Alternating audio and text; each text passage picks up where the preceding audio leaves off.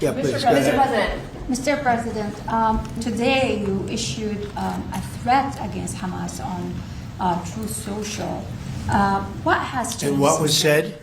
Go ahead. You said that they continue keep killing innocents in Gaza, that if that continues, the United States will I know go I after issued a them. strong statement. That's right. They used to be gangs, and now you're saying innocents. What made you think they're innocents now? Well, I'm looking at what's happening, and that wasn't the deal that was made, and we'll see what happens. It's calmed down. It's a tough neighborhood. We know that.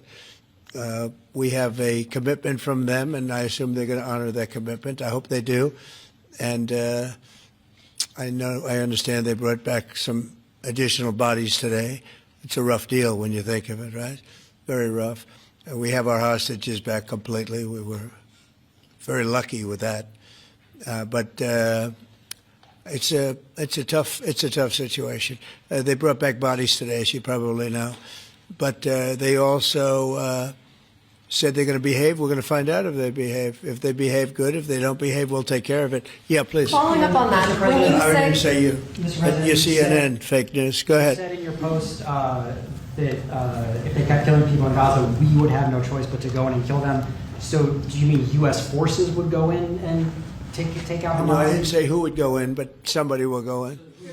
It's not going to be us. We won't have to. There are people very close, very nearby that will go in. They'll do the trick very easily, but under our auspices.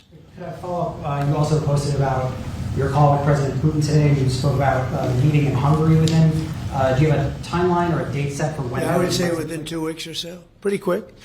Marco Rubio is going to be meeting with his counterpart, as you know, Lavrov, and they'll be meeting pretty soon. They're going to set up a time and a place very shortly. Maybe it's already set up. They've already spoken. And I thought it was a very good phone call. I thought very productive.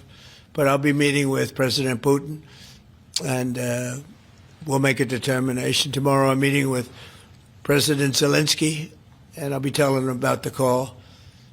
I mean, we have a problem. They don't get along too well, those two, and it's sometimes tough to have meetings, so we may do something where we're separate but equal. We'll meet and talk to parties, but this is a terrible relationship the two of them have, and it's one of those things.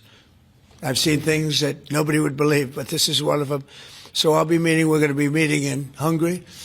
Viktor Orban is going to be hosting, and it's really something that's time, you know. Right, but did President Putin try to dissuade you from selling Tomahawk missiles? Well, of course. What do you think he's going to say? Please sell Tomahawks? No, but did he give Is he going to say, please sell those Tomahawks? I really appreciate it. I did actually say, would you mind if I gave a couple of thousand Tomahawks to your opposition? I did say that to him. I said it just that way. He didn't like the idea. He really didn't like the idea. No, I said it that way. You have to be a little bit lighthearted sometimes, but no, he doesn't want Tomahawk. Tomahawk is a vicious weapon. It's a vicious, offensive, incredibly destructive weapon. Nobody wants Tomahawk shot at them. specifically ask you not to provide Tomahawks? So, wouldn't anybody? I mean, it's been in the news. Who wouldn't do that? CNN.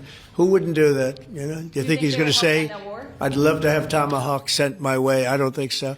Maria, we have one of the great stars.